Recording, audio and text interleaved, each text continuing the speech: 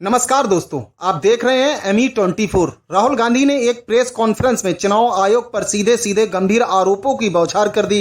खास बात यह रही कि उन्होंने अपने दावों के समर्थन में पुख्ता सबूत भी सार्वजनिक कर दिए। अब सवाल यह है कि भले ही आयोग इन आरोपों को खारिज कर दे, लेकिन इन दस्तावेजी सबूतों का जवाब कैसे देगा। इस प्रेस कॉन्फ्रेंस में राहुल गांधी ने चुनाव आयोग से 5 सीधे सवाल पूछे और कहा कि आयोग ने अपनी वेबसाइट तक बंद कर दी है। यही वजह है कि मोदी सरकार के लिए एक नई मुश्किल खड़ी हो गई है। राहुल गांधी ने अपने सोशल मीडिया पोस्ट में लिखा, चुनाव आयोग ये 5 सवाल हैं और देश इनका जवाब चाहता है। नंबर 1, विपक्ष को डिजिटल वोटर लिस्ट क्यों नहीं मिल रही है, आखिर क्या छुपाया जा रहा है। नंबर 2, सीसीटीवी फुटेज और वीडियो सबूत क्यों मिटाए जा रहे हैं और किसके इशारे पर। नंबर 3, वोटर लिस्ट में धांधली और फर्जी वोटिंग क्यों हुई। नंबर 4, विपक्षी नेताओं को डराने धमकाना क्यों हो रहा है। नंबर 5, साफ साफ बताएं क्या अब ECI बीजेपी का एजेंट बन गया है। राहुल गांधी का आरोप है कि ये भारत के लोकतंत्र की खुली चोरी है और अगर इसे रोका नहीं गया तो परिणाम बेहद खतरनाक होगा। उन्होंने महाराष्ट्र का उदाहरण देते हुए कहा कि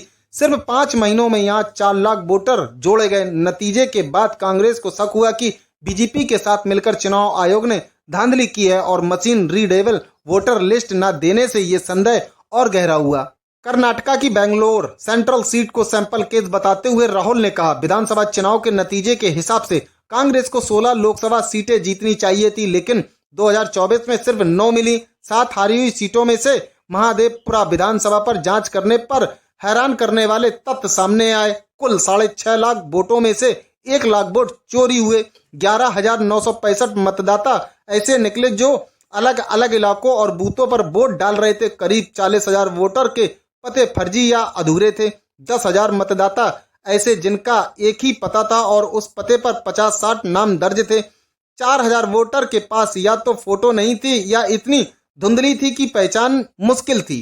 राहुल ने यह भी कहा कि फॉर्म 6 का दुरुपयोग हुआ। उदाहरण के तौर पर 70 साल की शकुन रानी का नाम 2 बार वोटर लिस्ट में जुड़ा, जिससे वह 2 बार वोट डाल सकी। कांग्रेस के मुताबिक ऐसे 33,000 मामले सामने आए हैं। राहुल गांधी का कहना है कि जब उन्होंने ये आंकड़े और सबूत सामने रखे तो चुनाव आयोग ने उनसे हल्फनामा मांगा। उन्होंने पलटवार जवाब दिया, मैंने संसद में संविधान की शपथ ली है और जनता के सवालों का जवाब देने के बजाय आयोग वेबसाइट बंद कर रहा है। उनके मुताबिक महाराष्ट्र, राजस्थान और बिहार में आयोग की वेबसाइट ब्लॉक कर दी गई है ताकि लोग डेटे की जांच न कर सकें। अभी ये मामला बिहार चुनाव से पहले और भी गर्म हो गया है। बीजेपी के कई नेता और मोदी सरकार के मंत्री राहुल के आरोपों का मजाक उड़ा रहे हैं, लेकिन असली सवाल ये है, अगर जनता के मन में शक है तो उसका समाधान कौन करेगा। क्या प्रधानमंत्री नरेंद्र मोदी और बीजेपी के शीर्ष नेता सामने आकर स्थिति साफ करेंगे? क्योंकि ये मामला सिर्फ एक दल का नहीं बल्कि पूरे लोकतंत्र पर भरोसे का है। अगर वोटिंग प्रक्रिया पर सवाल उठ गए और उनमें